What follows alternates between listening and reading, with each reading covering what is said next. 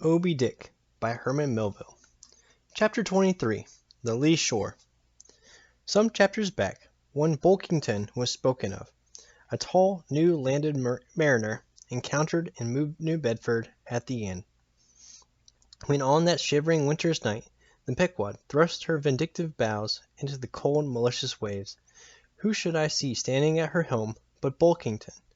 I looked with sympathetic awe and fearlessness upon the man who in midwinter, just landed from a 4 years' dangerous voyage, could so unrestingly push off again for still another tempestuous term. The land seemed scorching to his feet. Wonderfulest things are ever the unmentionable. Deep memories yield no epitaphs. This 6-inch chapter is the stoneless grave of Bulkington. Let me only say that it fared with him as with the storm-tossed ship that miserably drives along the leeward land. The port would fain give succor, the port is pitiful. In this port is safety, comfort, hearthstone, supper, warm blankets, friends, all that's kind to our mortalities. But in that gale, the port, the land, is that ship's direst jeopardy. She must fly all hospitality. One touch of land, though it but grazed the keel, would make her shudder through and through.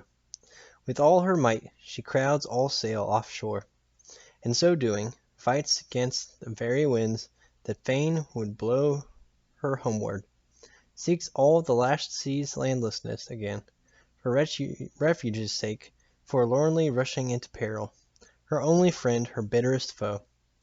Know ye now, Bulkington, glimpses do ye seem to see of that mortally intolerable truth, that all deep, earnest thinking is but the intrepid effort of the soul to keep the open independence of her sea, while the wildest winds of heaven and earth conspire to cast her on the treacherous, slavish shore. But as in the landlessness alone resides the highest truth, shoreless, indefinite as God, so better is it to perish in that howling infinite than be ingloriously dashed upon the lee, even if that were safety. For worm-like, then, oh, who would craven crawl to land? Terrors of the terrible, is all this agony so vain?